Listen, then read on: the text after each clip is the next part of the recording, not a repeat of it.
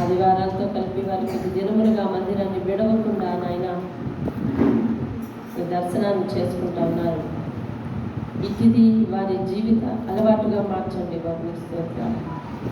సహాయం అనుగ్రహించమని ఈ దినము కూడా మాతో మాట్లాడి నడిపించమని యేసయ్య అతి శ్రేష్టమైన నామంలో ఈ ఆత్మీయ సత్యాలతో మమ్మల్ని నింపి వాటిని అనుసరించే కృప మాకు బాబు యేసు నామం అడిగి పెట్టుకుంటున్నాను తండ్రి. ఆమేన్. అందరికీ దేవుని పెట్టి వందనాలండి. హల్లెలూయా, హల్లెలూయా. దేవుని మహాకృపను బట్టి ఈరోజు 48వ అధ్యాయంలోకి వెళ్తాం రండి.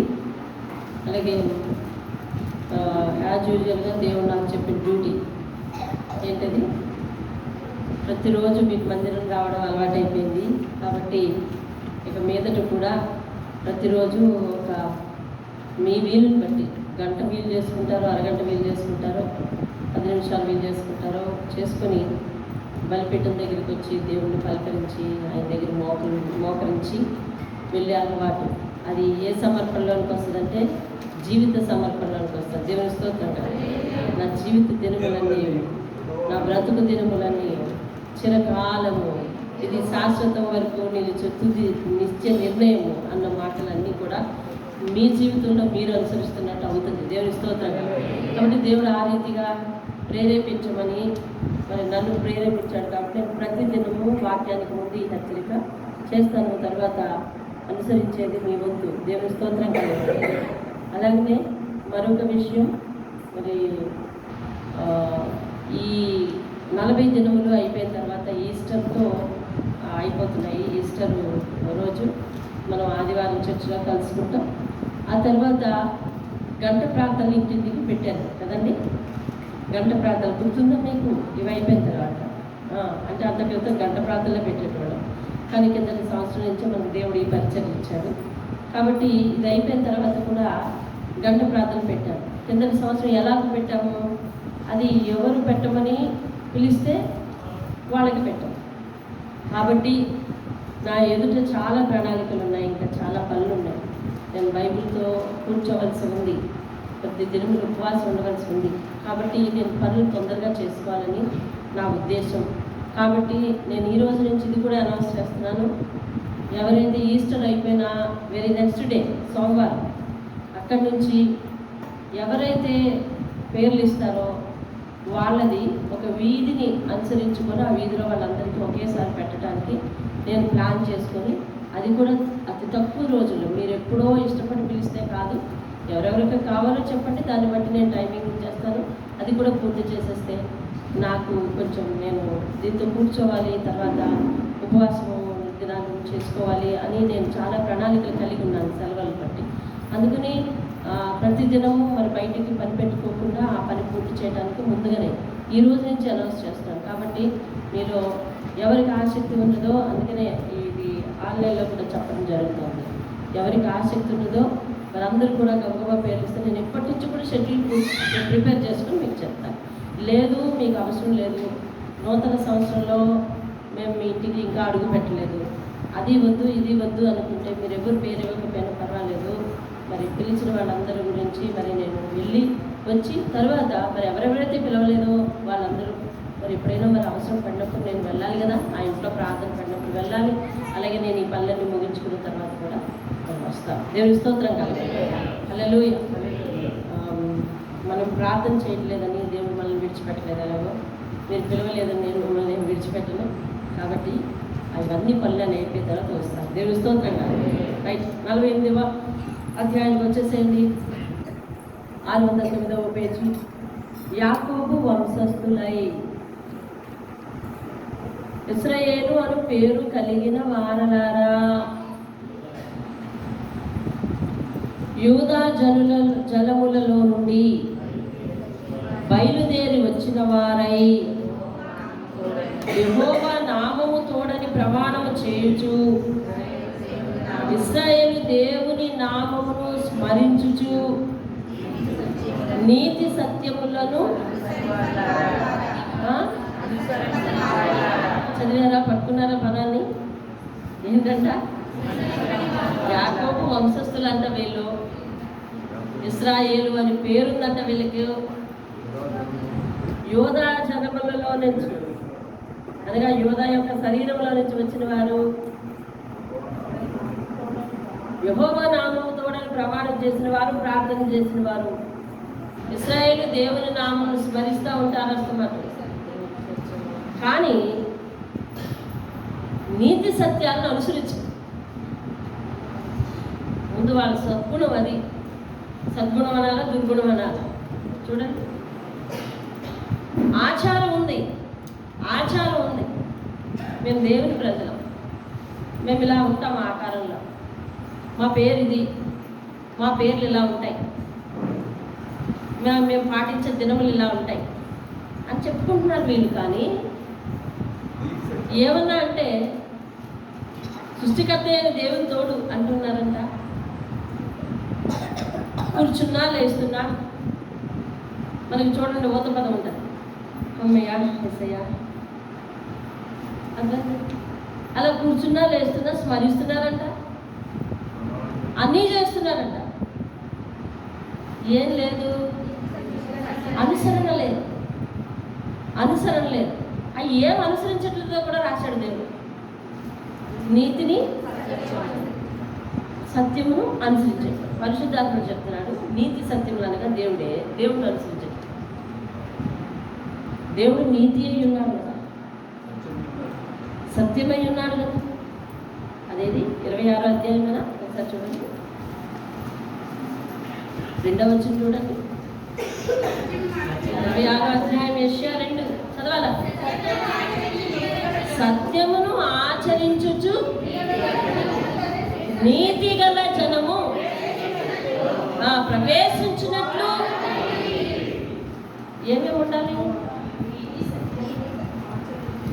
మీకు అర్థమైంది? వాక్యాన్ని మన కళ్ళ ఎత్తే దేవుడు పెడుతున్నాడు. అర్థమైందా? ఈ భక్తిలో ఉన్న ఒక పెద్ద ఎసక్కదే, కళ్ళతో చూసి వాక్యాన్ని నమ్ము. కళ్ళబుల్లి మాటలు నమ్మడానికి లేదు ఇక్కడ. నీ ఎదురుగుండా వాక్యం ఉంటారు. నీతిని సత్యంలో వాళ్ళు అనుసరించట్లేదట. అక్కడ ఏం రాశాడు? సత్యమును అనుసరించే వాళ్ళకి, నీతిని అనుసరించే వాళ్ళకే ఏ ద్వారాలు అవి? పరలోకపు ద్వారాలు తీయండి. నాడు పేరు చాలా మందికి ఉంది, దేవుని పేరు. వారు కూర్చున్నా లేస్తున్న దేవుని మాటే కలుస్తారు. వారి ఇంటి పైన, ఇంటి లోపల దేవుని వాక్యాలే ఉన్నాయి గోడల మీద. ఊరందరికీ తెలుసు వారు ఎవరి ప్రజలో, దేవుని ప్రజలు, దేవుని నమ్ముకున్నారు వారి మాట. కానీ వారి నడవడికలో దేవుని అనుసరణ, దేవుని ముద్రలు లేవండి. అదే వీళ్ళు ఏం చేస్తున్నారు చూడండి. ఈ మాట ఆలకించండి. వారు ఏమంటున్నారంటే, మేము పరిశుద్ధ పట్టణిస్తున్నాం. పరిశుద్ధ పట్టణం అనగా ఏది? అది ఏది? మనం మామూలుగా దేనిని చెప్పుకోవాలి. ఇప్పుడు యెరూషలేము అంటే పరిశుద్ధ పట్టణానికి నేను వెళ్తానా వెళ్ళనా? యెరూషలేముకి నేను వెళ్ళలేను. యెరూషలేముకి వెళ్దామా? వెళ్ళలేము. మన జీవితం సరిపోదు, సరే వెళ్ళలేము. దేవుడు తలుచుకుంటే కాందేది లేదు, వెళ్తామేమో తెలీదు, అంతే కదా. దేవుళ్ళు అపజయంతో కొన్ని మాటలేం కలపకూడదు కదా. కానీ ప్రస్తుతానికి వెళ్ళలేము. కాబట్టి పరిశుద్ధ పట్టణం అనగా ఏమి? పరలోకం. వాళ్ళు ఏమంటున్నారంటే, మేము పరలోకానికి వారసులు అని చెప్తున్నారు. మేము పరిశుద్ధ పట్టణస్థులమని పేరు పెట్టుకుని ఇశ్రాయేలు దేవుణ్ణి ఏం చేస్తున్నారట చెప్పాలి. ఆశ్రయించడం ఎప్పుడు ఆశ్రయిస్తారు తెలుసా? కష్టం కలిగినప్పుడు ఆశ్రయిస్తారు, అంతే. అదేంటా అంటే వీళ్ళు దేవుని నీతిని అనుసరించరు, దేవుని సత్యాన్ని అనుసరించరు, కానీ దేవుణ్ణి ఆశ్రయిస్తారు. పని జరుగుతుందా? చెప్పు, పని జరుగుతుందా? అనుసరించరు, ఆశ్రయిస్తారు. ఆశ్రయిస్తారు. వీళ్ళకి దేవుడు సర్టెన్ రైట్ టైంలో గుర్తొస్తాడు. అది ఏ టైం వాళ్ళకే తెలియాలి. ఇట్లా అర్థమవుతుంది. అది ఏ టైమో వాళ్ళకి తెలియాలి, ఎప్పుడు ఆశ్రయించాలో వాళ్ళకి తెలుసు. ఇటువంటి భక్తి మనలో ఉండటానికి వీలు లేదు. దేవుడు ఆ ప్రజల యొక్క పరిస్థితులు మనకు ఎందుకు చెప్తున్నాడంటే, నీకు అవసరం వచ్చినప్పుడు ఆశ్రయించడం కాదు. పేరు ఎవరిది పెట్టుకున్నావు? నాదే. ప్రతిసారి ఎవరిని తలుస్తున్నావు? నన్నే. కానీ నీ ప్రవర్తనలో నా నీతి, నా సత్యం లేకపోతే, సత్యవంతుడనైన నేను, నీతిమంతుడైన నేను, నా బిడ్డ ఎట్లా అయ్యావు నువ్వు? అది ఎవరిని? నన్ను. ఎవరిని అడుగుతున్నాడండి ప్రశ్న? నన్ను అడుగుతున్నాడు. దానికి సమాధానం ఎవరు చెప్పాలి? నా హృదయమే చెప్పాలి. ఎవరు చెప్పాలి చెప్పండి సమాధానం?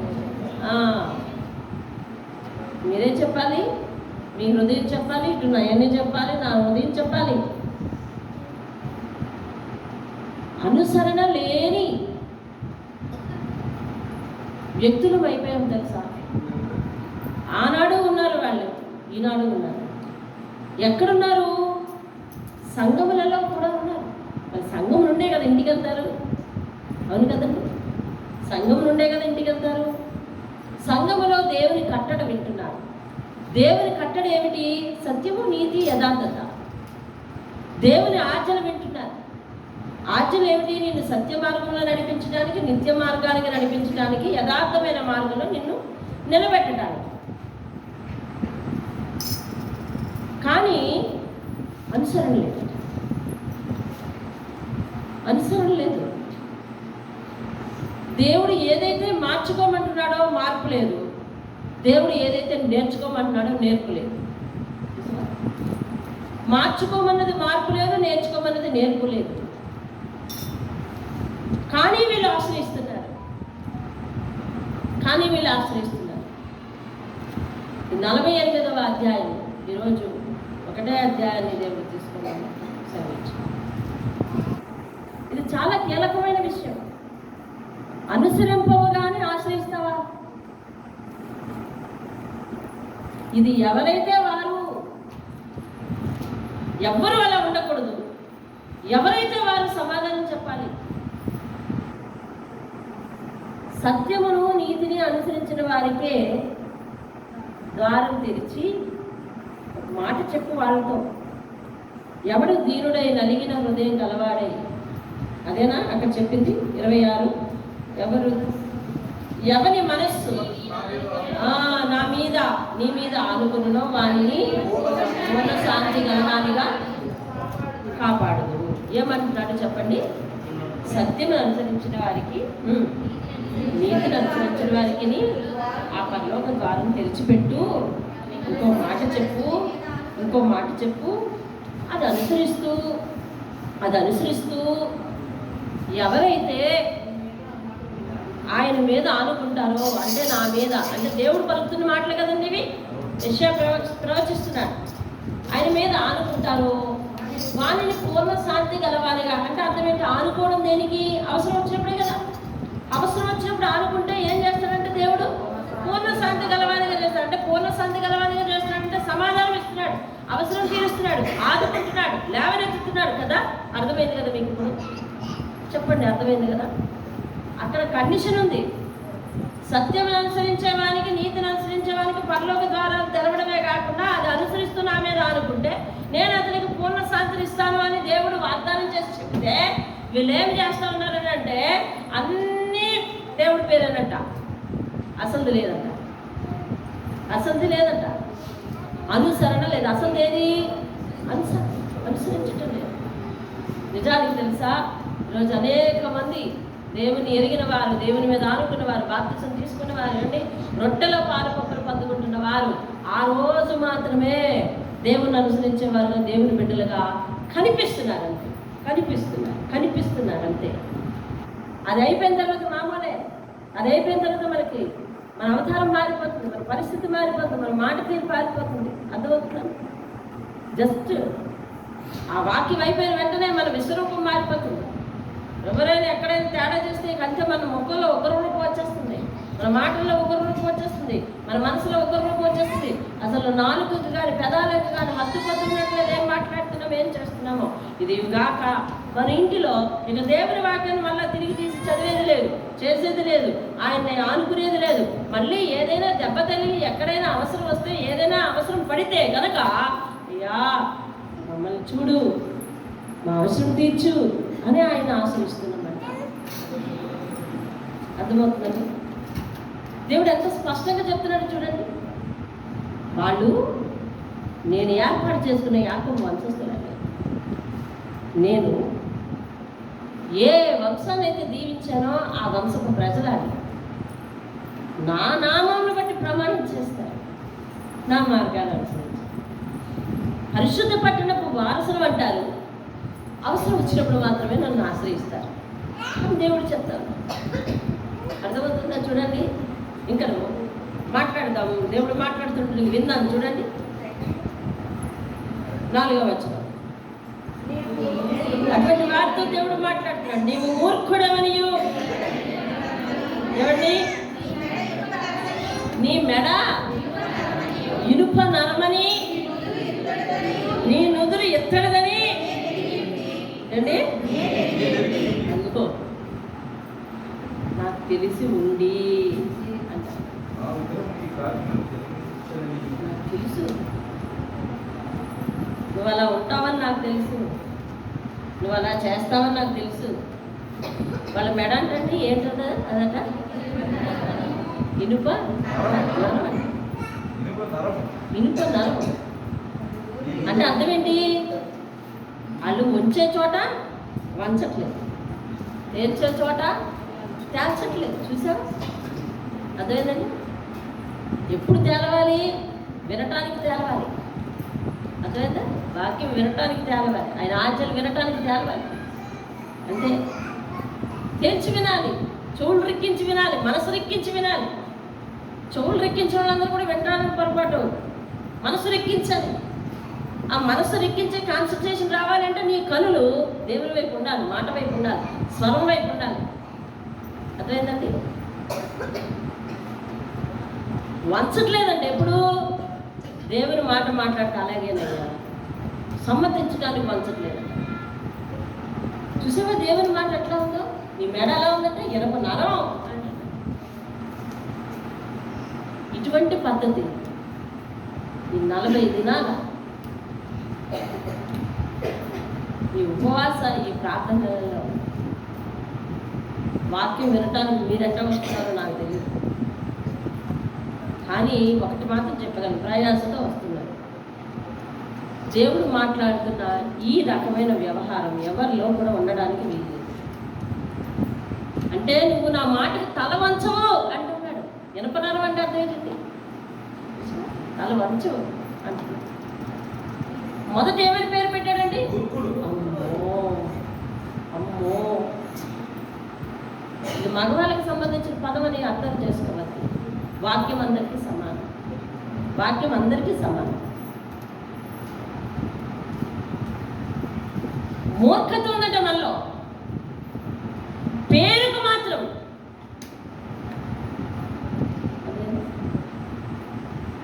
నువ్వంటే నిన్నగాక మొన్న వచ్చావు కానీ దేవుని దగ్గరికి, నేను 30 సంవత్సరాల నుంచి ఇక్కడ అంటారు. నాకు ఇంతమంది పాస్టర్లు తెలుసు అంటారు.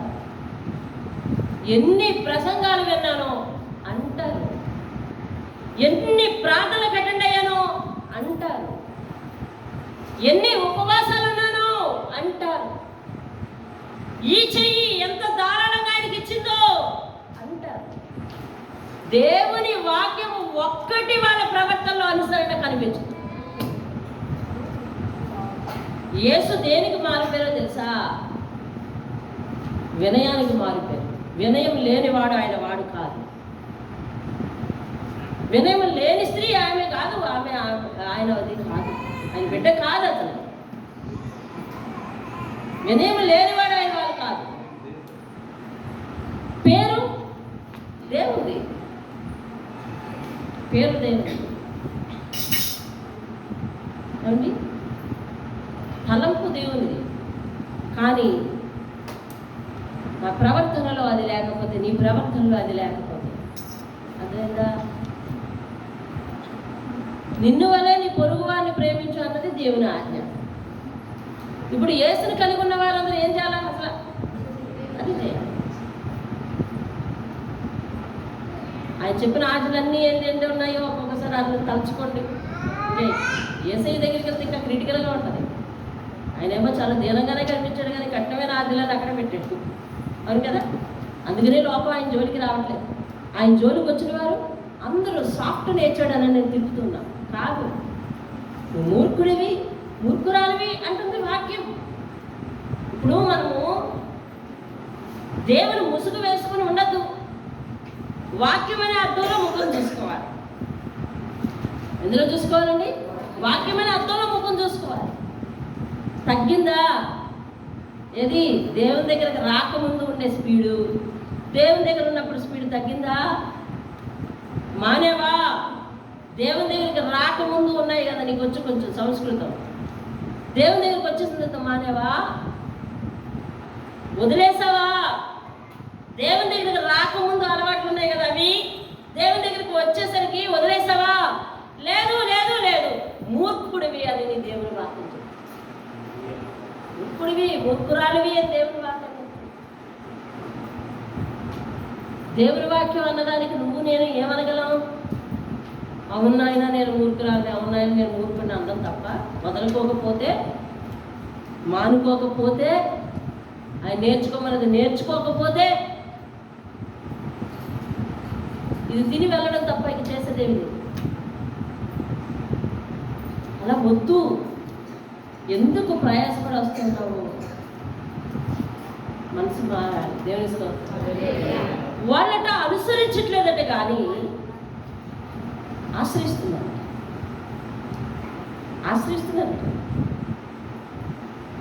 నీ మెడ ఎనపనారంగా ఉండడానికి వెళ్ళాను. అదేంటండి, ఈ స్తంభాలు వేసేటప్పుడు ఎనుక చెవులు, మీరు చాలా మంది చూసి ఉంటారు కదా, ఎనుక చెవుల మధ్యలోని ఇలాగా సర్కిల్స్ ఉంటుంది, స్పేర్స్ వేస్తూ ఉంటారు. కరెక్ట్గా కొలతకి వంచుతారు. దాన్ని కొలతకి వంచుతారు. ఎలా వంచుతారా అని దాన్ని ఆ ఫ్రేమ్ పట్టుకొని చూసి అవి ఎలా వంచుతారో చూడటానికి నేను ఒకసారి ఉండిపోయినాయి కదా, తెలియదు కదా, అంతకుముందు మనం చూడలేదు కదా.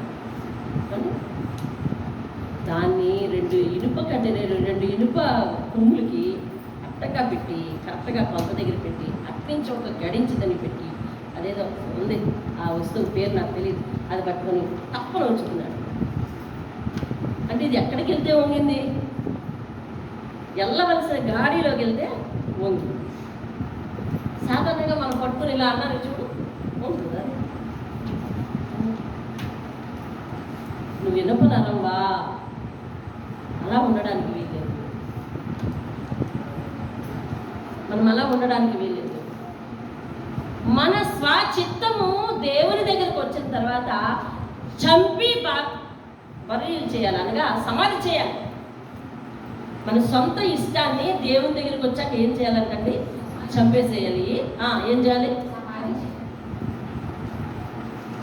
సమాధి చేసేయాలి. మీలో ఎంతమంది మీ పిల్లల్ని జంతువుల పేర్లు పెట్టి తిడతారు చెప్పండి? ఆడవాళ్ళు ఎక్కువ తిడుతుంటారు కదా, మగవాళ్ళు కూడా తిడుతుంటారా? మీరు భార్యలు తిడుతుంటారు, వాళ్ళేమో మిమ్మల్ని తిడుతుంటారేమో కదా. చక్కగా దేవుడు పెట్టిన పేరు ఒకటి ఉంది, జంతువుల పేర్లు పెడతారు. జంతువులే భూమి మీద సరిపోతే దేవుడు వినేందుకు సృష్టించాడు?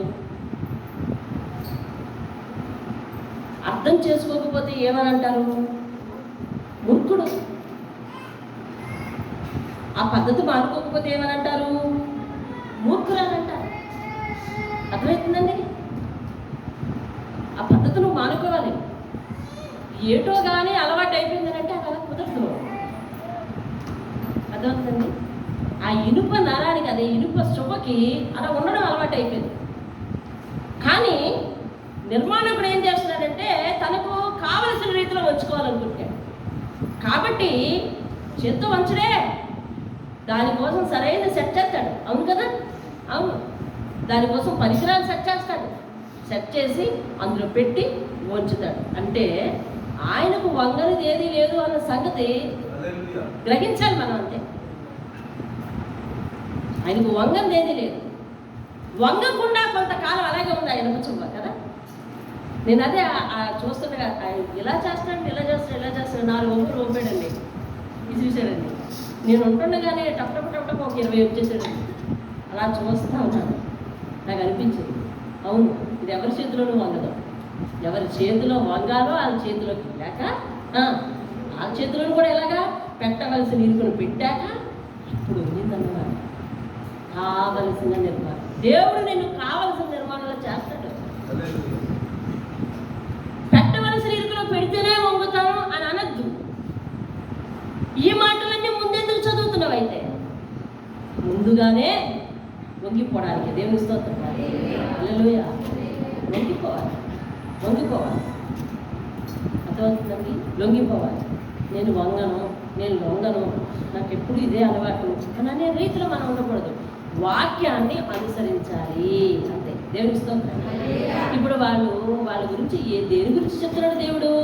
పేరు నాదే పెట్టుకున్నారమ్మా, నడవడిక నాదే, అదేది ఏంటది, ప్రమాణం నా పేరు మీదే చేస్తున్నారు, నా వంశం అంటా ఉన్నారు, పరలోకానికి మేము వారసులం అంటా ఉన్నారు, బాప్తిసం తీసుకున్నాం అంటా ఉన్నారు, రొట్టె తీసుకున్నాం అంటా ఉన్నారు. ఏదో అనుసరణ చూస్తే అనుసరించలేదు. ఏదైనా సమయం వస్తే కదా నన్ను ఆశ్రయిస్తా ఉన్నారు. వంగానే ఇనుప చువ్వలాగా ఎంతకాలం ఉంటామని దేవుడు ప్రశ్నిస్తాడు. హల్లెలూయా. ఒకసారి చూడండి, అసలు వంగని ఇనుప చువ్వ అంటే అదేనా అర్థం?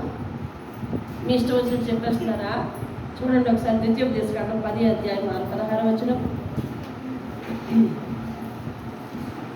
నెహెమ్యా గ్రంథం 9:16-17 లోపల తీయండి. ఏం చదువుతున్నారమ్మా? ద్వితీయోపదేశకాండం 10:16 అంటే చూడండి. కాబట్టి మీరు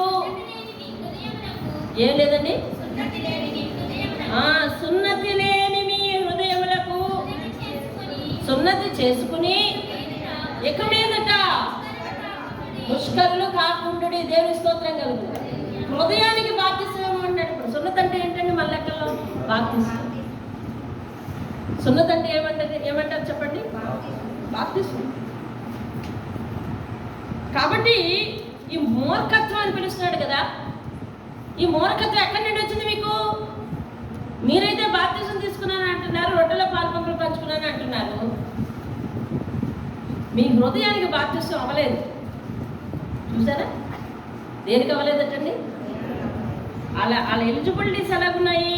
యాకోబు వంశస్థులు, ఇశ్రాయేలు అని పేరు పెట్టుకున్నారు, యోధా జనం అంటే యోధా వంశంలోంచి వచ్చారు. ఏమండి? యెహోవా నామంతో ప్రమాణం చేస్తారు, పరిశుద్ధ పట్టణ వారసులు అంటారు. కొంతమంది అయితే ఏకంగా దేవుని పేరే పెట్టుకున్నారు కదా. యెహోవాని పేరే ఎవరు వాడలేదు. మిగతా బైబిల్లో అన్ని పేర్లు వాడేశారు. అవును కదండి? బైబిల్ అన్ని పేర్లు కూడా వాడేశారు. అవును కదా? అందరూ పేర్లు పెట్టి నాకు చాలామంది అడుగుతున్నారు, బాప్తిసం తీసిన వెంటనే పేరు ఎందుకు పెట్టట్లేదు అడుగుతున్నారు. ఏం పేరు మార్చిను? రేపొద్దున నువ్వు అదే మార్గం మనసుతో ఉంటే అదేనండి. ఇప్పుడు చాలా మంది పేర్లు కూడా అట్టనే ఉన్నాయి, కానీ మనసు మారలేదు. ఎలాగా? ఎలాగా? ఎప్పుడో పుట్టినప్పుడు యేసయ్య తలుచుకుంటే పుట్టారని చెప్పి ఉయ్యాల్లో యేసు అన్నారు. ఏడు ఏసేడి లేదు, అదేను లేదు. దేవుణ్ణి తలుచుకుంటే ఆడపిల్ల పుట్టిందని మరి అమ్మ అన్నారు. ఏది లేదు. అదేందండి. కాబట్టి పేరు కాదు, మీ హృదయానికి ఇప్పుడు బాప్తిసం ఇవ్వండి అంటాడు దేవుడు. ద్వితీయోపదేశకాండం 10వ మరొకసారి చదువుకున్నారు. కాబట్టి మీరు సున్నతి లేని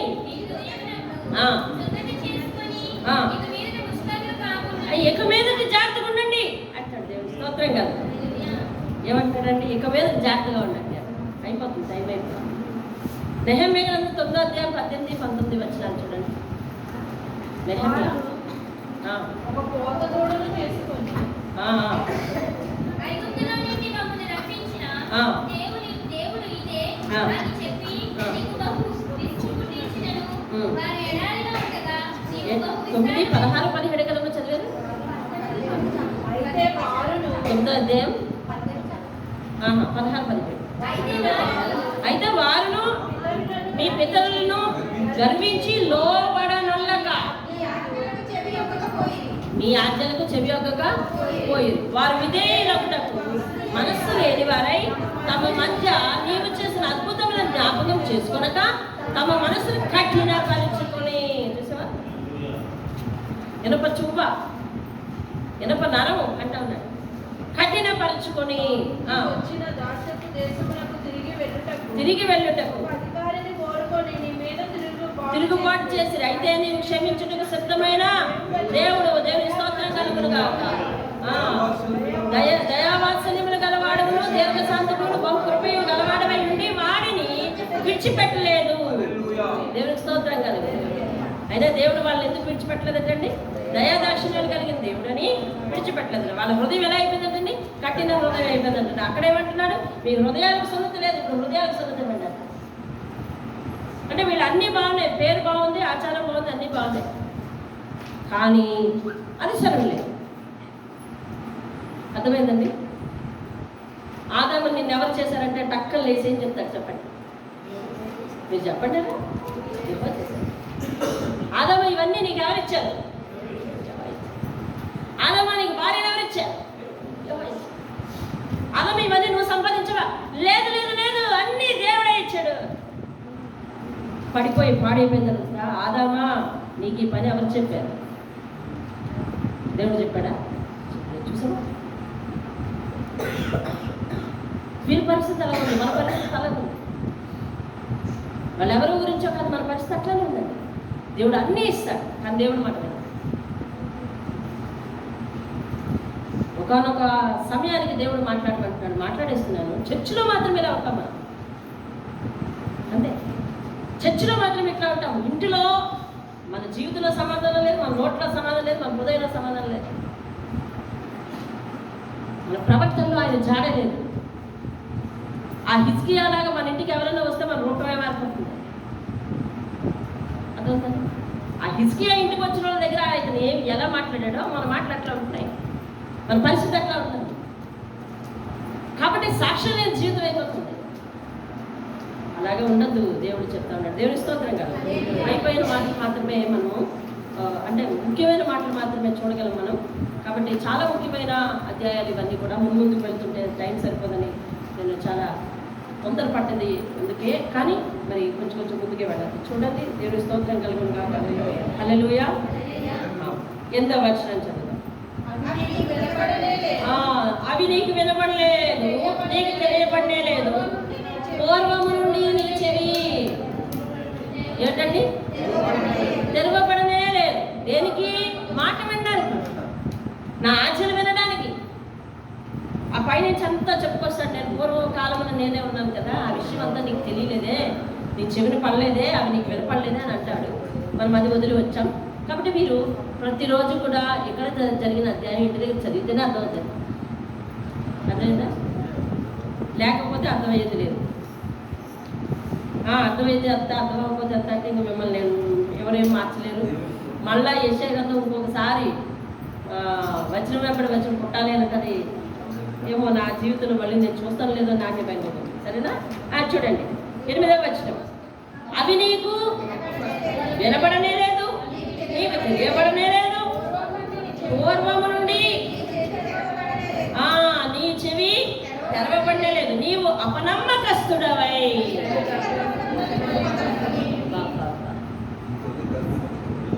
నీ తల్లి గర్భంలో పుట్టింది మొదలుకొని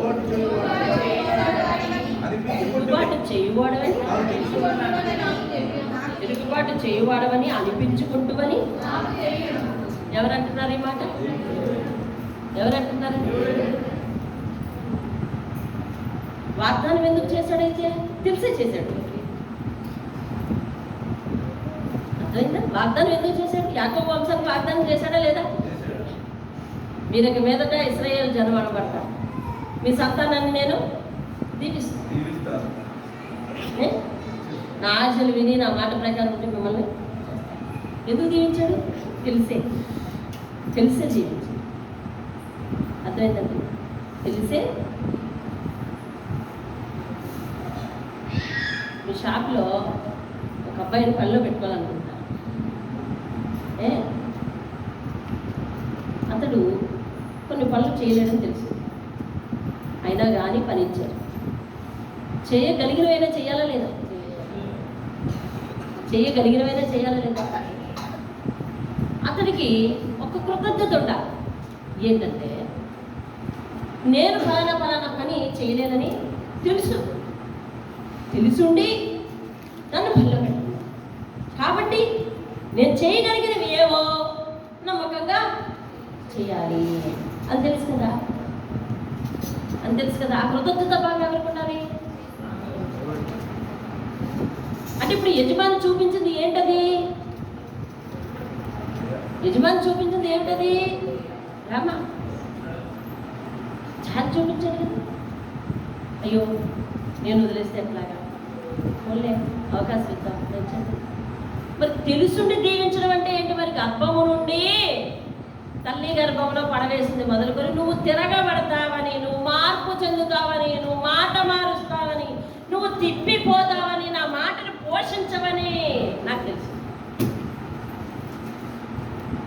మీరు అది కొట్టొచ్చినట్టు ఎక్కడ చూస్తారు తెలుసా? పేతురు అబద్ధం ఆడినప్పుడు అప్పుడే తెలుసా? దేవునికి ముందుగానే చెప్పాడా?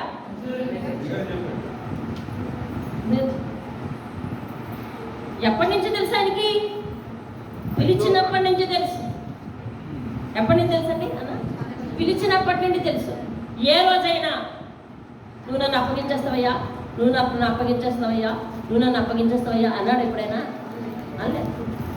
సందర్భం వచ్చింది ఎప్పుడు అంటే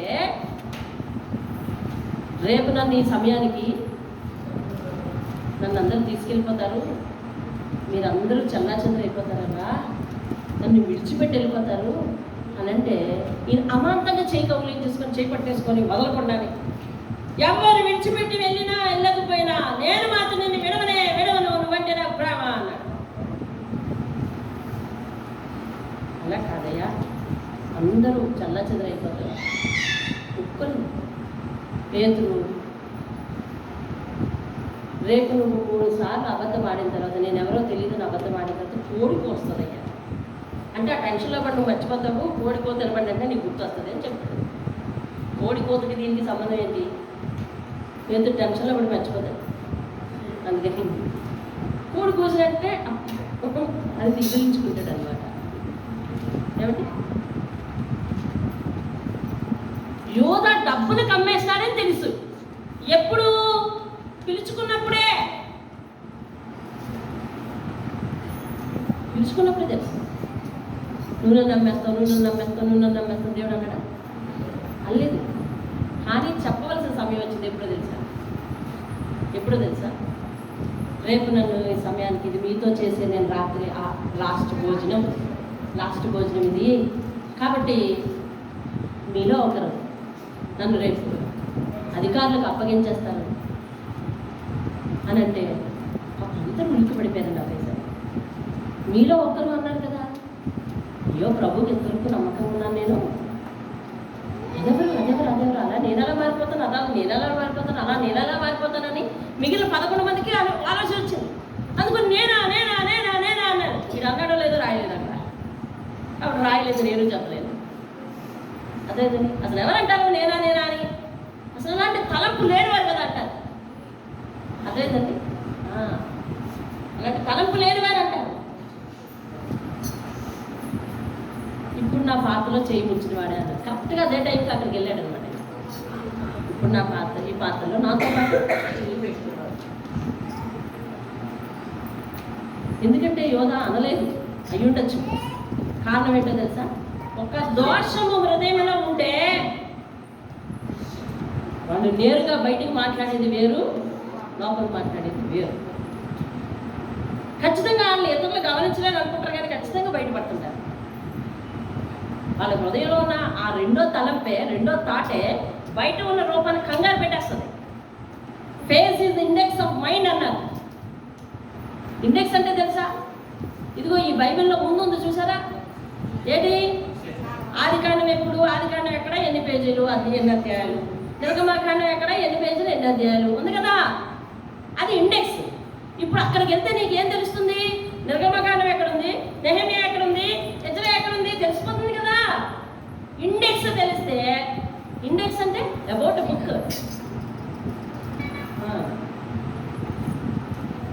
అదేనా, ఎక్కడ ఏది ఉందో తెలుస్తుంది.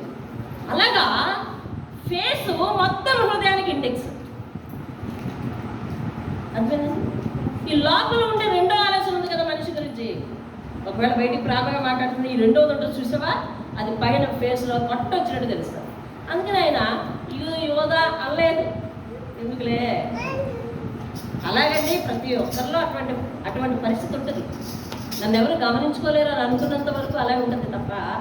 కాబట్టి ఇతను చెయ్యి ముంచే దగ్గరకు వచ్చి మౌనం ఉండుంటాడు. అందుకని నాతో పాటు చెయ్యి ముంచిన వారే చల్లగా ఆ డైలాగ్ వదిలేసి పక్కకి వెళ్ళిపోయాడు ఆయన.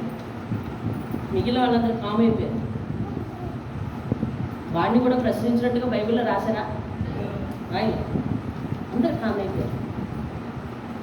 ఎందుకు కామ్ అయి ఉంటారు ఆలోచించండి.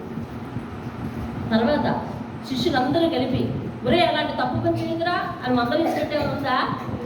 లేదు.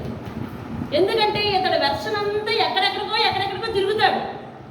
ఇక్కడే ఉంటాడు, ఈ పనిలోనే ఉంటాడు, కానీ ఎక్కడెక్కడికో తిరిగి వస్తాడు. ఎక్కడికి వెళ్ళామంటే చెప్తాం.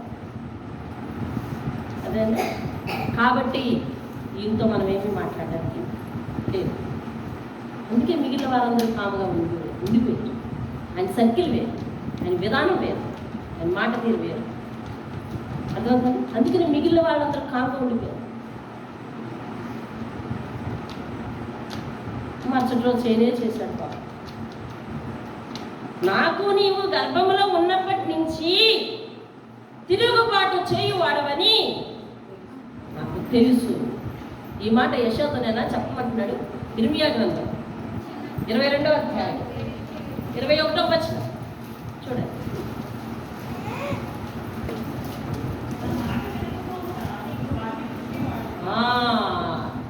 ఇర్మియాతో చెప్తున్నాడు అదే ఇశ్రాయేలు ప్రజలతో ఏమని, నా మాట వినకపోవుట నీకు పుట్టినప్పటి నుండి వాడుక. అలవాటు వాడుకంటే ఏంటంటే అలవాటు సమయమైంది. అలవాటు చూసారా, మాట వినే మనుషులు దేవునికి కావాలి. కీర్తన 58:3 చదువు. కీర్తన 58:3. తల్లి కడుపున పుట్టినది మొదలుకొని అదే భక్తిహీనులు విపరీత బుద్ధి. అది మామూలు బుద్ధి కాదు. విపరీత బుద్ధి అని అంటే డిఫరెంట్ నేచర్ అని అంటారు, డిఫరెంట్ యాటిట్యూడ్ అని అంటారు. అంటే అందరి వైఖరి ఒకలాగా ఉంటుంది, వారి వైఖరి ఒకలాగా ఉంటుంది. తల్లి గర్భంలో పుట్టినది మొదలుకొని భక్తిహీనులు. ఎందుకు వచ్చింది ఈ రకమైన ప్రవర్తన? భక్తిహీనత. భక్తి అనగానేమి? దేవుణ్ణి అనుసరించుట. మళ్ళీ మొదటికి వెళ్తాం. మళ్ళీ భక్తి అనగా ఏంటి? దేవుణ్ణి అనుసరించుట. దేవుడు అనగా ఎవరు? నీతియును సత్యమును. అక్కడ దేవుడు పాయింట్అవుట్ చేసి చెప్పాడు కదా, నీతిని సత్యమును అనుసరింపని వారలారా. నీతిని సత్యాన్ని అనుసరింపకపోతే ఎక్కడికి వచ్చారు వాళ్ళు? భక్తిహీనతలోనికి వచ్చారు. దేవుణ్ణి ప్రేమించడం భక్తి, దేవుణ్ణి అనుసరించడం భక్తి, ఆయన వాక్యాలను అనుసరించడం భక్తి. ఇది లేకపోతే ఎందులోకి వస్తుంది? భక్తిహీనత. కాబట్టి ఎవరినంటావు భక్తిహీనని? బయట అనడానికి లేదు. భక్తి ఏమో తెలిసి, సత్యం ఏమో తెలిసి, నీతి ఏమో తెలిసి, ఆజ్ఞ ఏమో తెలిసి, ఆశీర్వాదం ఏమో తెలిసి, శాపమేమో తెలిసి, అన్నీ తెలిసి అటదిడ్డంగా ఉండటాన్ని భక్తిహీనత అంట. దేవుని తోవలో ఉన్నామా? అదేంటంటే ఆ దేవుడు వేసే ఆ వాక్యపు విత్తనాలు మన హృదయంలో మలవట్లేదు. ఎందుకంటే మన హృదయం ఏమైందంటే కఠినమైందంట. ఇందాకేం చదివాం మనం? వాళ్ళ హృదయం ఏమైందంట? కఠినమైందంట. వాళ్ళ హృదయము దేవుని మాటలు రిసీవ్ చేసుకోవట్లేదు. ఎందుకంటే వాళ్ళ హృదయం ఇంకా లోకంలో బ్రతికుంది.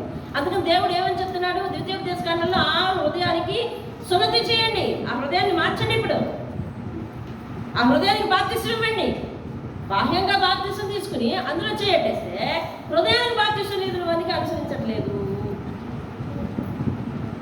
పుట్టిన దగ్గర నుంచి చూస్తున్నాను, నువ్వు తల్లి గర్భంలో పుట్టిన దగ్గర నుంచి చూస్తాను, బాల్యం నుంచి అదే వాడుగా నిన్ను గర్భంలో ఉన్నప్పటి నుంచి చూసేవాడు, చూడగలిగిన అవకాశం ఉన్నవాడు ఒకే ఒకడు, అతడే దేవుడు. దేవునిస్తాడు. ఇది అతడు మాట్లాడిన మాట. ఇర్మియా సొంతంగా రాసినవి కాదు, యెషయా సొంతంగా రాసినవి కాదు. అర్థమవుతుంది ఏమండి? సేవకులు ఎవరు సొంతంగా చెప్పనలవి కాదు. ఇక్కడ అదే వాక్యం అర్థంలో సేవకులు కూడా చూసుకోవాలి, అందరూ చూసుకోవాలి. మందిరంలో వెలువడుతున్న ప్రతి వాక్యము నాకే అని ఆపాదించుకో, నువ్వు సొంతంగా ఆపాదించుకో, ఎవరో చెప్పేదాకా ఎందుకు. అర్థమవుతుంది? ఎందుకంటే మందిరానికి వస్తే దేనికి రావాలని దేవుడు మనకు చెప్పాడండి? టెస్ట్కి రావాలి, పరీక్షింపడానికి రావాలి. టెస్ట్ నీకు చేయాలో పక్కలో చేయాలి, నీకే చేయాలి, నీకే చేయాలి. కాబట్టి దేవుని వాక్యం ఎవరికి? నాకే. కాబట్టి ఆయన మాట ఎవరు వినాలి? నాతో మాట్లాడటం నేను వినకపోతే ఎలా అండి? నేనే వినాలి. అర్థమవుతుందండి? కాబట్టి ఈ వాక్యం నీకే అని పక్కలే చెప్పగలేదు, ముందు మనం చూసుకోవాలి. దేవుని స్తోత్రం కదా. ఈ వాక్యం నాకే అని నువ్వు అనుకోవడానికి లేదు, ఖచ్చితంగా నీకే. నువ్వు దేవుని మాట వినడానికి వచ్చావా? కలెక్టర్ గారికి అప్లికేషన్ ఇచ్చి ఆయన చేతితో పెట్టి ఆయనతో మాట్లాడడానికి వెళ్ళాం. ఇప్పుడు కలెక్టర్ గారు తిరిగి మాట్లాడుతున్నారు ఎవరితో? నాకే నాకే అంటే ఎందుకు మాట్లాడుతున్నాను? నువ్వు మాట్లాడడానికి వెళ్ళావుగా. దేవునితో మాట్లాడడానికి వచ్చిన వారెవరు కూడా దేవుని వాక్యాన్ని ఏదేది సాధారణంగా స్వీకరిస్తారు. దేవుని అంత కాకపోతే తేడాగా. దేవుని వాక్యాన్ని వినడానికి వచ్చేవారు, దేవుని మాటలు వినడానికి వచ్చేవారు దేవుని వాక్యాన్ని ఎట్లా స్వీకరిస్తారు తెలుసా? సాధారణంగా స్వీకరిస్తారు. దేవుని సాధారణంగా స్వీకరించాలి, దాన్ని ఆపాదించుకోవాలి, దాన్ని హృదయంలో పెట్టుకోవాలి.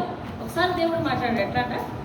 చెవులతో వినాలంట, అది హృదయంలోనికి పోనివ్వాలి. అప్పుడు హృదయంలో దాన్ని స్థిరపరచుకోవాలి అంట. దేవుని స్తోత్రం కలగ. అప్పుడు మనము మారు మనసు పొందగలం. దేవుని స్తోత్రం కలగ. ఏమంటే ఇటువంటి అవకాశము లోపల ఎక్కడా లేదు, లోపల ఎక్కడ కూడా లేదు. ఎటువంటి అవకాశము? మందిరంలో కూర్చొని వాళ్ళు చెప్పే దేవుని వాక్యాన్ని నీ చేతిలో పెట్టుకొని ఏమండి చూస్తూ వినే అవకాశము ఒక ఈ భక్తికి తప్ప వేరెక్కడ కూడా లేదు లేదు లేదు లేదు. మరి మొన్న నువ్వేం చేయాలి? పాటించాలి ఖచ్చితంగా, పాటించాలి ఖచ్చితంగా. అబ్బే వాళ్ళు అలా నడుస్తున్నారు, నేను అలా నడుస్తానని ఆనందం చూసి మాట పెట్టుకోలేదు. ఇది వేరే కోర్సు, అది వేరే కోర్సు, ఇది వేరే కోర్సు, అది వేరే కోర్సు. అదే దేవునికి స్తోత్రం కదా. పక్క పక్కనే 2 కాలేజీలు ఉన్నాయి. ఎక్కడ? హైదరాబాద్. ఈ కాలేజీలో వాళ్ళు పరీక్షలు అవుతున్నాయి, ఆ కాలేజీలో వాళ్ళు గ్రౌండ్లో కూడా ఆడుకుంటారు. ఇప్పుడు ఈ కిటికీలోంచి చూసి నేను కూడా అలాగే ఆడుకుంటాను, నేను ఎందుకు ఆడుకోలేను, నాకు ఎందుకు ఆడించడం అంటే అవుతుందా? ఇది ఈ సిస్టమే, ఆ సిస్టమే, అది ఆ సిస్టమే. ఆ సిస్టంలో ఉండాలంటే నువ్వు అక్కడికే పోవాలి. అంతే, ఇక్కడ ఉండి పోరాటం కాదు. ఈ సిస్టంలో ఉండాలంటే ఇక్కడే ఉండాలి. దేవుని దారి ప్రత్యేకమైన దారి. నీతో అబద్ధం మాట్లాడు, వాక్యం చూపించి నేర్చుకోవాలి. అంతకు మించి బోధ చేస్తే మీకు వెలుగు కలగదు అని బోధకులకు చెప్తున్నాడు. మీరు కూడా చాలా జాగ్రత్తగా ఏమండి సర్వేంద్రియాలు జాగ్రత్తగా దగ్గర పెట్టుకుని మీరు వాక్యాన్ని బోధించాలని ఇదే యెషయా గ్రంథం 8వ అధ్యాయంలో చెప్తున్నాడు. కావాల్సి చూసుకోవాలి.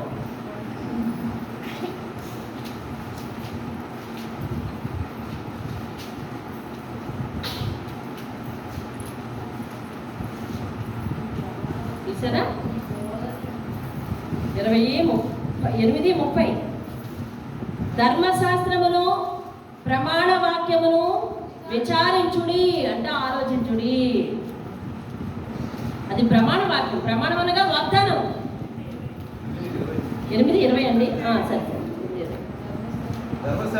ధర్మశాస్త్రమును ప్రమాణ వాక్యం. ప్రమాణం అనగా ఏమన్నా? వాగ్దానం. ధర్మశాస్త్రము వాగ్దాన వాక్యం. అది వాగ్దానం ఇచ్చే వాక్యం, వాగ్దానాన్ని పొందుకునే వాక్యం, వాగ్దానాన్ని సొంతం చేసుకునే వాక్యం. కాబట్టి అది ఎలా పడితే అలా బోధించడానికి వీల్లేదు. ఇది బోధకులకి హెచ్చరిక, నీకు కాదు, ఇది ఒకటి నీకు కాదు. చూసావా ఏమంటున్నాడు? ధర్మశాస్త్రమును ప్రమాణ వాక్యమును విచారించుడి, ఆలోచించండి. అసలు ఈ వాక్య ప్రకారం వారు బోధింపని ఎడల వారికి అరుణోదయము, అట్టి వారు ఇబ్బంది పడుచు ఆకలి కొని దేశం అంటే ఏం బాగు, ఎందుకు నీకు తప్పు చెప్పి ఇటువంటి కష్టాలు ఎవరు పడమన్నారు? చూసావా? అర్థమైందా? కాబట్టి వాక్యము మనకు అలా ఉంది. ఇప్పుడు ఏమంటాడు దేవుడు? అయితే తల్లి గర్భంలో పుట్టిన దగ్గర నుంచి ఈ పరిస్థితి అట్లానే ఉన్నదా అంటా ఉన్నాడు. సామెతలు 19:11 చూడండి ఒకసారి, అలాగే 103 కీర్తన 8:10 చూడండి ఒకసారి.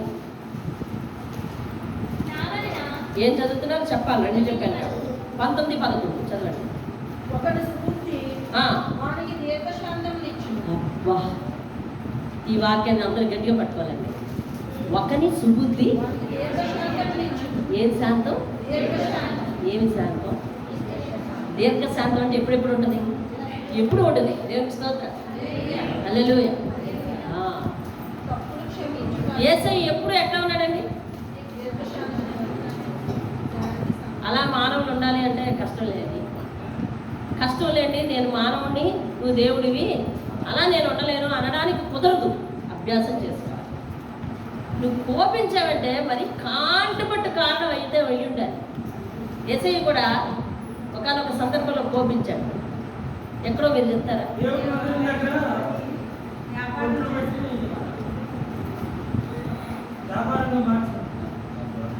ఆయనకి రెండు సందర్భాల్లో కోపం వచ్చింది. సరైన కారణం ఉండాలి. నరుని కోపము దేవుని నీతిని నెరవేర్చు. దేవుని నీతి నీలోనికి రాదు. పైన ఏం చెప్తున్నాడు? సత్యమును నీతిని అనుసరించను. అనుసరించకపోతే మన కోపం ఎక్కువైపోతుంది. మీ పిల్లల మీద చీటీ వాటికి కోపం ఇచ్చుకుంటారా? చీటికి వానికి కోపమే, చీటికి వానికి కోపమే, చీటికి వానికి కోపమే. అయితే దేవుని నీతి మీలోకి రాదు. దేవుని నీతి మీలోకి రాదు, మీ ఇంట్లో ఉండదు. అక్కడి నుంచి కొత్తవన్నీ కూడా, కొత్త కష్టాలన్నీ కూడా టికెట్ పెట్టి కొనుక్కొని తెచ్చుకుంటాం. ఇక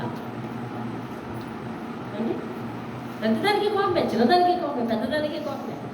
రెండో మాట మాట్లాడకుండా కోపమే. వాళ్ళు ఏమంటారు కొంచెం ఆలోచించు. పిల్లలు ఏమంటున్నారు? లేకపోతే మీ ఇంట్లోనే, లేకపోతే తనతో సంభాషించేటప్పుడైనా నువ్వైనా జాగ్రత్త, కుటుంబాన్ని జాగ్రత్తగా చూసుకోవాలి. జాగ్రత్తగా ఏమంటున్నాడండి? దీర్ఘశాంతము కలవాడు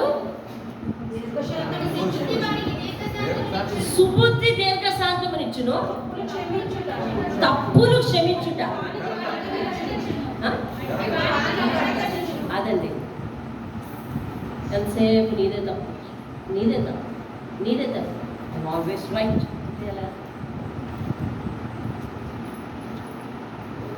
తప్పు క్షమించుట ఏంటంటే ఘనత, గొప్ప పేరు తెస్తుంది, గొప్ప పేరు తెస్తుందట. దీర్ఘశాంతం కలిగి ఉండాలి. ఇవన్నీ ఎప్పుడు వస్తుంది? దీర్ఘశాంతం లేదు అని అంటే కోపిష్టి. కోపంతో ఉంటే దేవుని నీతిని నెరవేర్చడం యాకోబు పత్రిక 1వ అధ్యాయం చెప్తుంది. నీతిని ఎప్పుడైతే నెరవేర్చవు, నువ్వు దేవునికి విరుద్ధంగా మాట వినకుండా తిరగబడతావు కదా. ఎవరి మీద? దేవుని మీద. దేవుని మీదే. దేవుని మీద ఎలా తిరగబడతామండి? కోపం వస్తే. పాపం వస్తే వచ్చింది కానీ అవతల వాళ్ళు అర్థం తెచ్చారు. ఎలాగంట? పాపం వస్తే వచ్చింది కాదంట. దేవుడిచ్చే పాపం ప్యాకెట్ ఎట్లా ఉంటుందో తెలుసా? ఇందాక నేను చెప్పాను చూసా, ఇనప చుబ్బ ఎట్లా ఉంటుంది? అరకత్తుల్లో పెట్టేట్టు ఉంటుంది. అట్లాంటిది మనం దేవుని దగ్గర నుంచి కోరుకోకూడదు. దేవునితో అలాంటి సభలు విడిచికూడదు. దేవుడు నాకు శిక్ష రప్పిస్తే రాని తర్వాత చూసుకుంటాను, ముందు మాత్రం నీ సంగతి తెలుసుకుంటాను. అదేందా? దేవుడు శిక్ష రప్పిస్తే రానియా? దేవుడు ఆలకిస్తలేదు నీ మాట. చూసావా? దేవుని నీతిని నెరవేర్చదు. అలాంటి తిరుగుబాటు దేవుని మీద మనకు ఉండకూడదు. కాబట్టి కావున ఈ 40 దినములలో మనం అన్ని విధాలుగా కూడా ఈ వాక్యమే ఒక అడకత్తెరగా చేసుకుని వంగిపోవాలి. ఇక్కడే వంగిపోవాలి. అది చూడండి, అయిపోయింది, సమయం అయిపోయింది. చూడండి, నా కీర్తి నిమిత్తము నీ విషయంలో బిగబట్టుకుని ఉన్నాను అంటున్నాడు. ఏంటంటే అంటే నాకు చెడ్డ పేరు తెచ్చుకోకుండా ఉండడం కోసం నేను నీ విషయంలో కీడు రప్పించకుండా బిగబట్టుకుంటున్నాను. అదేంటంటే సన్హెరీబు వేసిన దానిని మాట్లాడిన మాటలు ఆయన ఏమన్నాడు తెలుసా? రంకెలు అన్నాడు. ఏమన్నాడు? మీకు ఆ పదం గుర్తుందా? ఏమంటున్నాడు? నువ్వు అన్న మాటలు నాకు వినిపించేయట్లేదు, నువ్వు వేసే రంకెలు నా చెవులు చొచ్చింది అంటున్నాడు. చెవులా చొచ్చింది అంటున్నాడు. మరి సన్హెరీబు మీద ఒకరితో చెల్లించినట్టు ఒకరితో రప్పించినట్టు దేవుడు మన మీద కూడా ఒకరితో రప్పించాడు అనుకోండి. ఏమండి? అప్పుడు మీ పక్కింటి వాళ్ళు ఏమంటారు తెలుసా? వీళ్ళు దేవుడు నమ్ముకున్నాను అంటారు, ఎందుకంత ఇలా జరిగింది? ఎందుకు ఇలా అయింది? ఎందుకు అలా అయింది? ఆ దేవుడు ఏం చేశాడు? రక్షించాడు అంటారు. కానీ నేను ఎలా ఉన్నాను వాళ్ళకి తెలియదు కదా. అర్థమైందా? నేను ఎలా ఉన్నానో వాళ్ళకి తెలియదు. నాకు చెడ్డ పేరు వస్తుందని నేను బెగపట్టుకొని ఉంటున్నాను అంటున్నాడండి. సరే, నా కీర్తి నిమిత్తం నేను బెగపట్టుకుని ఉంటున్నాను అంటాడు. ఇంకా చూడండి, నిన్ను పుటము వేసి తిని, ఆ వెండిని వేసినట్టు పూర్తిగా మంటలో కాదు, ఇబ్బంది కొలిమిలో. కొన్నిసార్లు ఇబ్బందులు ఎందుకు వస్తాయని చూసినా అదిగో మన పరీక్షకి.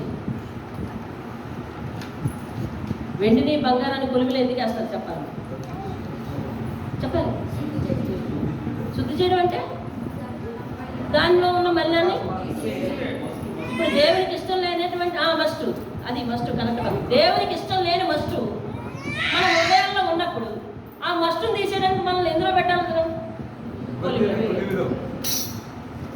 కొలిమిలో. ఇబ్బంది కొలిమిలో. చూసావు, అది అగ్ని కొలిమి కాదు, వెండిని వేసినట్టు కాదు. వెండిని అయితే నేను అగ్నిలో వేసేస్తున్నాను, నిన్ను అలా వేయను. నిన్ను ఇబ్బంది కొలిమిలో పెట్టి పరీక్షిస్తున్నాను, నువ్వు మారుతావేమో అని. వెండిని వేసినట్టు అగ్నిలో వేసేట్లేదు నిన్ను. అగ్ని వంటి మహాశ్రమలు వస్తే మనకు కష్టం కదండి. అందుకని ఇబ్బందులు, చిన్న చిన్న ఇబ్బంది కొలిమిలో నిన్ను పెట్టి పరీక్షిస్తున్నాను. ఎందుకు అలా పరీక్షిస్తున్నాను, అంత ఓపికగా పరీక్షిస్తున్నాను అంటే నా నిమిత్తమే, కేవలం నా కోసమే అలా చేస్తున్నాను.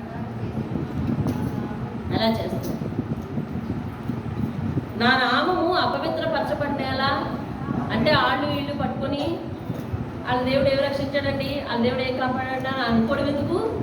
నా నామానికి నేను చెడ్డ పేరు తెచ్చుకోను అని అంటాడండి అక్కడ. నా మహిమను నేను ఎవరికి ఇచ్చివాడను కాను. దేవునికి స్తోత్రం కలిగి. హల్లెలూయా. ఇక దానికి మరి సమయం లేదు, కావలసిన రిఫరెన్స్ రాసుకోండి ఇబ్బంది కొలిమి కోసం. హెబ్రీయులకు రాసిన పత్రిక 12:5-11, అలాగే 1వ రాజు 8:15-51, ద్వితీయోపదేశకాండం 4:20. ఒక మాట చూద్దాం. ద్వితీయోపదేశకాండం 4:20 చూద్దాం. ద్వితీయోపదేశకాండం 4:20.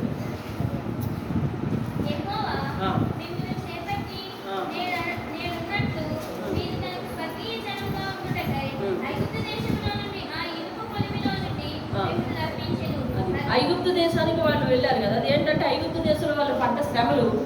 ఐగుప్తు దేశం అనగానే వాళ్ళకి ఏం గుర్తొస్తాయి?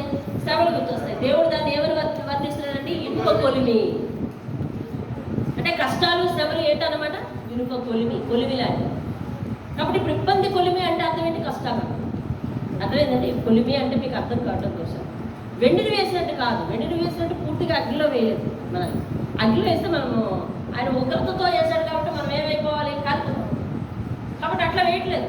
నాకు చెడ్డ పేరు తెచ్చుకునేవాడిని కాదు కదా. నేను నా కీర్తి నిమిత్తం బెగపట్టుకుని ఉన్నాను, ఇబ్బంది కొలువులో పెడుతున్నాను, పరీక్షిస్తున్నాను, నువ్వు మాత్రమే పరీక్షిస్తున్నాను అని చెప్పి నా నామం కోసమే, నా పేరు కోసం అట్లాగా మరి నిన్ను శిక్షించటం లేదు అంటున్నాడు. అర్థమవుతుంది? చూడండి ఇక్కడ అంటున్నాడు ఆ 12వ వచనం నుంచి మీరు చదువుకోవాలండి ఇంటికి వెళ్ళాక. యాకోబు, నేను పిలిచిన ఇశ్రాయేలు, నాకు చెవియొగ్గి విను. ఇప్పటికీ వినమనే అంటున్నాడు ఆయన. నేను ఆయనను, నేను మొదటి వాడను, కడపటివాడు. నా హస్తం భూమికి పునాది వేశాను, నా కుర్చీయ ఆకాశ వైశాల్యములు వ్యాపింపజేశాను. నేను వాటిని పిలువగా ఒక్కటి తప్పకుండా అవన్నీ నిలిచను. దేవుని స్తోత్రం చెప్పండి. ఆకాశ వైశాల్యం, ఆకాశ భూమి, ఆకాశం అన్నీ కూడా ఆయన పిలిస్తే ఏమొస్తుందటండి? ఒక్కటి తప్పకుండా పలుకుతాయటండి. దేవుని స్తోత్రం కలుగుతారు. నిజమేనా? 119 కీర్తన 89 అధ్యాయం చూడు, 89 వచనం చూడు. 119 89. నీ వాక్యము ఆకాశమందు నిత్యము నిలకడగా ఉన్నది, నీ విశ్వాసత తరతరములు ఉండును. నీవు భూమిని స్థాపించితివి. అదేమున్నదటండి? ఎలా ఉన్నదట? ఎవరు స్థాపించారని? దేవుడు స్థాపించాడని అది స్థిరముగా ఉన్నది. సమస్తమును నీకు కావున నీ నిర్ణయం చొప్పునవి. భూమి ఆయనకి ఏం సేవ చేస్తుంది? ఆకాశం ఏం సేవ చేస్తుంది? ఆయన సృష్టి పర్వతాలు ఏం సేవ చేస్తున్నాయి? సముద్రాలు ఏం సేవ చేస్తున్నాయి? ఏం సేవ చేస్తున్నాయంటే కదలకుండా ఉండు అంటే కదలకుండా ఉన్నాయంటే నేను ఎలాగ? కావున నీ నిర్ణయం చొప్పున, నువ్వు నిర్ణయించావు వాటికి, నీ నిర్ణయం చొప్పున అవి నేటికి కదలకుండా ఉన్నాయి, స్థిరపడి ఉన్నవి. దేవుని స్తోత్రం. అవి మాట వింటున్నాయి, నువ్వు మాట వింటలేదు. కాబట్టి ఇంకా ముందుకు వెళ్ళిపోతాం. చూడండి 17వ వచనం. నీ విమోచకుడును ఇశ్రాయేలు పరిశుద్ధ దేవుడునైన యెహోవా ఇలాగ సెలవిచ్చుచున్నాడు, నీకు ప్రయోజనము కలుగునట్లు నీ దేవుడైన యెహోవానగు నేనే నీకు ఉపదేశము చేయుదును. నీవు నడవవలసిన త్రోవను నిన్ను నడిపించదను. నీవు నా ఆజ్ఞలు ఆలకింపవలని నేను ఎంతో కోరుచున్నాను. ఆలకించిన యెడల క్షేమము నది వలెను, నీ నీతి సముద్ర తరంగముల వలె ఉండును. నీ సంతానం ఇసుక వలె విస్తారమగును, నీ గర్భఫలము దాని రేణువుల వలె విస్తరించును. వారి నామము నా సన్నిధి నుండి నేను నువ్వు కొట్టివేయబడదు, మరవబడదు కూడా. దేవుని స్తోత్రం గారు. అంటే ఎంతకీ ఏమని పిలుస్తున్నాడంటే, నా మాట వినండి, నా మాట ప్రకారం జీవించండి, ఏంటి నా ఆజ్ఞలు వెంబడి నడవవలెనని 18వ వచనం. వింటా ఉన్నారండి? వింటా ఉన్నారా? ఏది వినని వారందరూ దేవునికి చేతి చూపించండి. వినని వారు లేదు కదా. నా ఆజ్ఞ ఆలకించాలి అని నేను ఎంతో ఇప్పుడు చూసినవా అంటే పైన చెప్పింది ఏంటన్నమాట? అనుసరించటలేదు అని అంటే నా ఆజ్ఞను పాటించట్లేదు. నీకు ఇప్పుడు దొరికిందా కీలకమైన జవాబు? పైన ఏమంటున్నాడు? ఇశ్రాయేలు వంశస్థులు, యాకోబు ప్రజలు, నా నామం పెట్టుకున్నవారు, నా పేరు పెట్టుకున్నవారు, కానీ వాళ్ళు దేవుని వాక్యాన్ని అనుసరింపని వారలారా అనిపించాడు. పిలవడం ఎలా పిలిచాడు? అదవుతుందండి. అనుసరింపని వారలారా వినండి. వింటే నా ఆశలు వినాలని నేను ఎంతో కోరుకుంటున్నాను. ఎందుకు కోరుకుంటున్నానంటే, వింటే నీ నీతి క్షేమము వలెను, నది వలెను, నీ నీతి సముద్ర తరంగము వలెను నిధి విస్తరాడు. దేవస్థానం అంటే అర్థం ఏంటి? నువ్వు మాట విని అనుసరింపకపోతే నీ మీద దీవెనలు ఎట్లా వస్తాయి? వచ్చిన చిన్న దీవెన అనుకొని ఇంకా నా మార్గమే కరెక్ట్ అని అనుకుంటే ఎట్లాగా అని దేవుడు చెప్తాడు. దేవస్థానం మరి ఆపద వచ్చినప్పుడంట వాళ్ళు ఏం చేస్తున్నారంటే ఆశ్రయిస్తున్నారంట. ఏంటంట? ఆశ్రయిస్తున్నారు. 107 కీర్తనలో ఉంటుంది. వాళ్ళకంట క్షేమ, వాళ్ళకి ఏంటంటే కష్టం వచ్చిందంట, వాళ్ళు దేవుడిని ఆశ్రయించారంట, దేవుడు వాళ్ళని విడిచిపెట్టాడంట, మళ్ళీ మర్చిపోయారంట.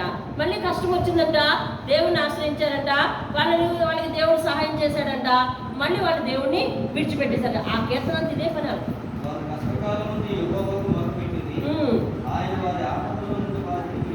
విడిపించను, నడిపించను.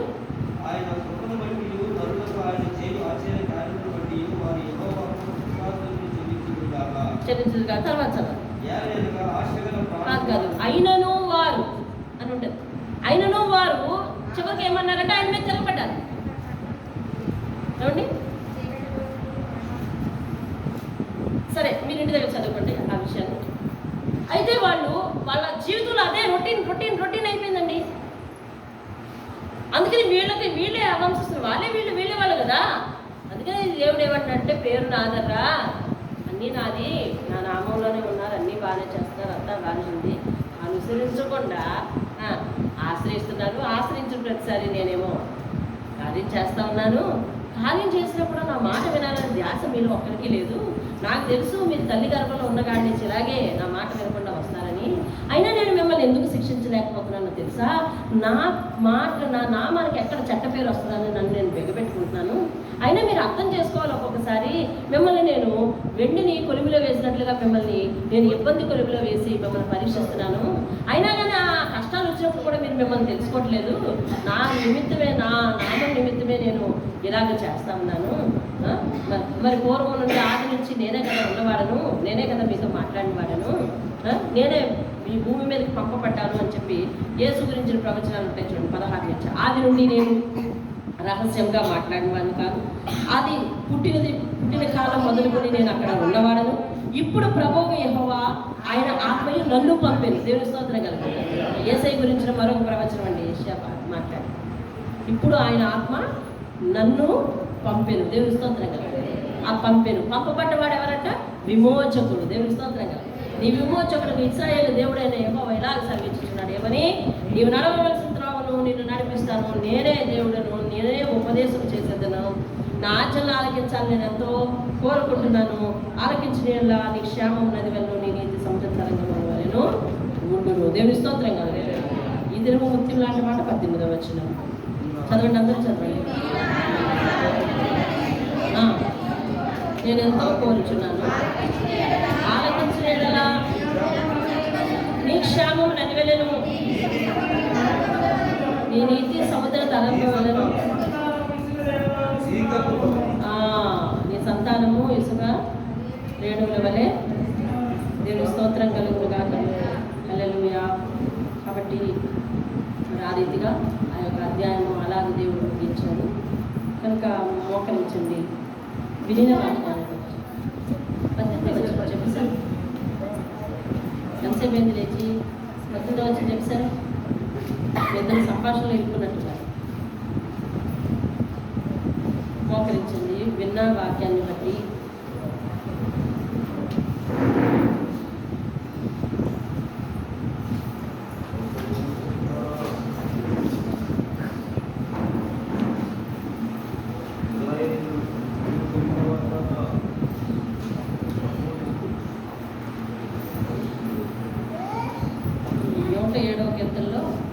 పైన కష్టము, విడుదల, కృతజ్ఞతాస్తుతులు, మళ్ళీ కష్టము.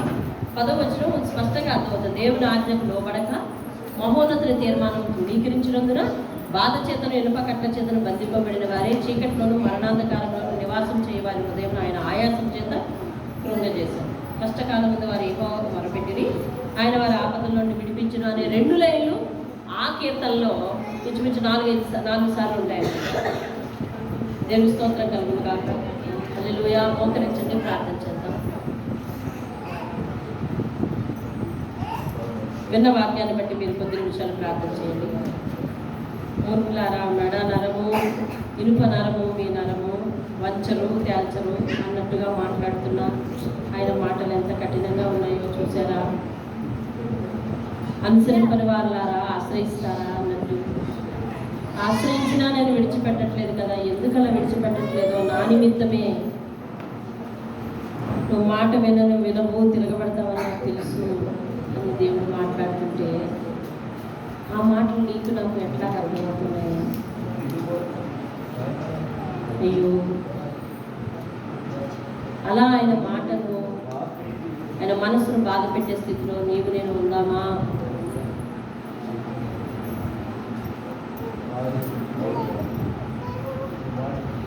దేవునికి మన ముఖం ఏమని ఎలాగో కనిపిస్తున్నది? మన అంతరంగం ఎట్లా కనిపిస్తుంది? మీ హృదయము సున్నతి చేయబడలేదు కానీ సున్నతి చేయమంటున్నారా? ఇబ్బంది కులిమిల్లో పడుతూ ఉన్నప్పుడు ఆలోచించుకుని ఆయన మాటలు విన్నాను. చివరికి ఆయన అంటూ ఉన్నాడు, నీ విమోచకుడు నేను, నిన్ను సృష్టించిన దేవుడు యెహోవా నాకు నేనే, ఉపదేశం చేసేదను, నీవు నడవలసిన త్రోవను నేను నడిపించదు, నీవు నా ఆచరణను ఆలకించాలని ఎంతో కోరుకుంటున్నాను. ఆయన ఆచరణ పాటించకుండా, హృదయాన్ని మార్చుకోకుండా, వదలమన్నది వదులుకోకుండా, మార్చుకోమన్నది నేర్చుకోకుండా ఎంతకాలం? పేరు మాత్రమేనా, అనుసరణ లేదా? అలా వద్దు. దేవుడు ఏవైతే వద్దంటున్నాడో అవన్నీ వచ్చేయాలి.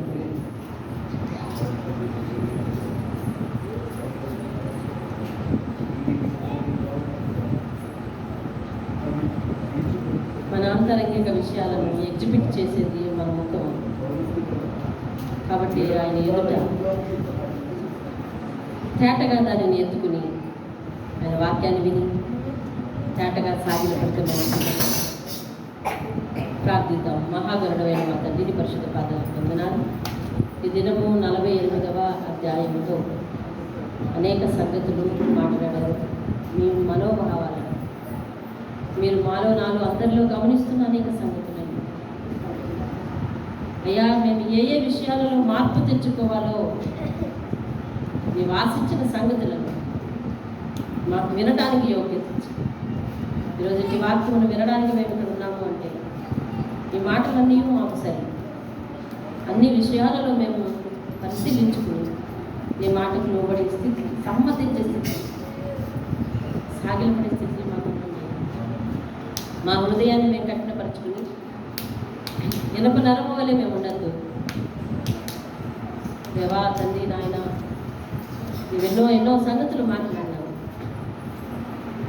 అవన్నీ ప్రభువా మేము సరిదిద్దుకుంటూ సహాయం. నరుడి కోపం దేవుని నీతిని నెరవేర్చదని, నీతియు సత్యమును అనుసరించట్లేదు మీరు అని మీరు మాట్లాడారు. నీతిని సత్యమును అనుసరించిన వారికి పరలోక ద్వారా తెరిచి ఉంచమని, దీనతో కలిగి ఉండాలి, దీర్ఘశాంతం కలిగి ఉండాలి. అలా ఎవరైతే కలిగి నా మీద ఆనుకుంటారో వారి అవసరతలన్నీ నేను తీరుస్తాను, పూర్ణశాంతి గలవారిని చేస్తాను. మీరు నన్ను పాటించకుండా, సత్యాన్ని అనుసరించకుండా, నీతిని అనుసరించకుండా నన్ను ఆశ్రయిస్తున్నారు అని మీరు మాట్లాడిన మాటలు, మీ మనోభావాలను మేము అర్థం చేసుకోవడానికి సహాయం చేయాలి. ఎన్నాళ్ళు పేరుకు మాత్రమే నీ బిడ్డలుగా ఉంటాం, మనసు మారకుండా ఉంటాం. అయినా అందరిలో కలవక, అందరితో అందరినీ ఏకీభవించని ఎట్లా ఉంటాం? అయ్యా తండ్రి నాయన, అవన్నీ తెలిసి కూడా మీరు నిందించలేదట. అయ్యా, యోధా విషయంలో మాతో మాట్లాడి జ్ఞాపకం చేశారు, పేదల విషయంలో మాతో మాట్లాడి జ్ఞాపకం చేశారు. అయ్యా తండ్రి నాయన, ప్రతి విషయాన్ని లేఖనాల్లో ఉంచి మాకు చూపిస్తున్న దేవుడు.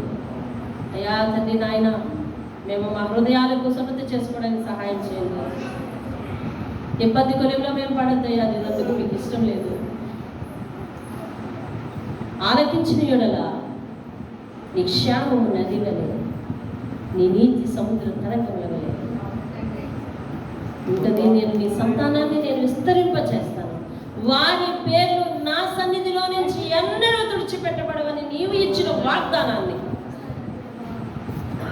మా ఇష్టానుసారంగా పోయిందని చెరుపుకోకుండా, ఈ ధర్మశాస్త్రము ప్రమాణ వాక్యము అని మీరు సెలవిస్తున్నారు.